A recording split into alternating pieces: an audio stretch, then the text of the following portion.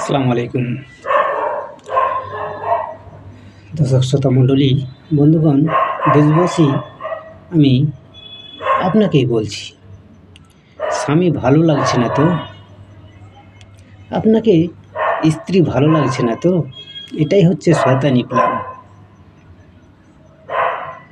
আপনাকে নামাজ পড়তে ভালো লাগছে না তো? সত্য কথা করতে ভালো লাগছে না তো? এটাই হচ্ছে শয়তানি প্ল্যান। বাপ মাকে ধোঁকা দিতে ভালো লাগছে তো? বাপ মায়ের কথা শুনতে ভালো লাগছে না তো? এটাই হচ্ছে শয়তানি প্ল্যান। ছেলে মেয়েকে আদর্শ শিক্ষা দিতে মন চাইছে না তো? আমার পয়সা নেই বলে আমি অজুহাত করছি তো? এটাই হচ্ছে শয়তানি প্ল্যান। আমরা কি পারি না এগুলো মেনে শয়তানকে সরিয়ে ফেরেশতাকে আমাদের কাছে রাখতে? তবে সকলেই বেঁচে যাব।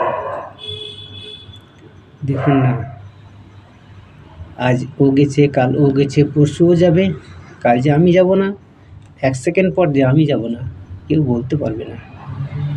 আসুন না, কারোর সঙ্গে শয়তানি না করে, আমরা তো কারো কোনো কিছু দিয়ে উপকার না করলেও ভালো কথা বলে উপকার করতে পারবো। তাতে থেকে আল্লাহ সুবহানাহু ওয়া তাআলা অনেক খুশি হবে। আমরা যাদের আছে সে তো 1 কোটি টাকা দিবে, যাদের নেই তারা হয়তো 10 টাকা দেবে, যাদের সেটাও নেই মুখের ভালো কথাটাও বলতে পারবে, তাতে অনেক কিছু খুশি হয়ে যাবে আল্লাহ, তাতে আমরা বেঁচে যেতে পারবো। তাই আমরা যাই কিছুই করি না কেন, আমাদের টার্গেট থাকবে ভালো করা। কাজ করলেও ভালো, খেলেও ভালো, না খেলেও আল্লাহর কাছে শুকর করব।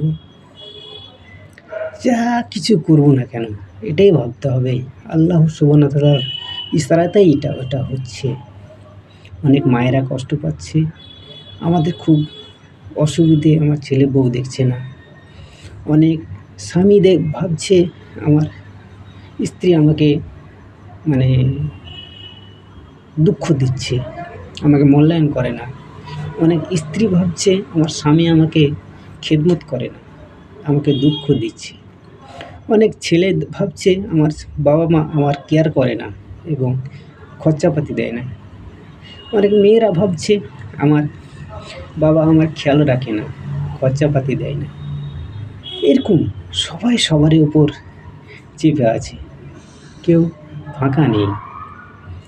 তাহলে আল্লাহ সুবহানাহু ওয়া তাআলা এত কিছু যে দিলেন, সে কার উপর চেয়ে থাকবে বলুন তো? সে বাড়ির যে মেন গার্জেন তার উপর চেয়ে থাকবে, অর্থাৎ বাড়ির স্বামীর উপরে। স্বামীর এগুলো খেয়াল রাখা দরকার, এটাই যে আমার স্ত্রী কী করছে, ছেলে কী করছে, মেয়ে কী করছে, সমস্ত কিছু তার কৈফিয়ত লাগবে স্বামীকে। তাই সবারই উদ্দেশ্য হচ্ছে কি স্বামীকে মানা, সবারই উদ্দেশ্য কি বাবাকে মানা। তবে সবাই মিলে যদি আমরা পরিবারের কর্তাকে মানি, তবেই পরিবার বেঁচে যাবে এবং সুখের হবে।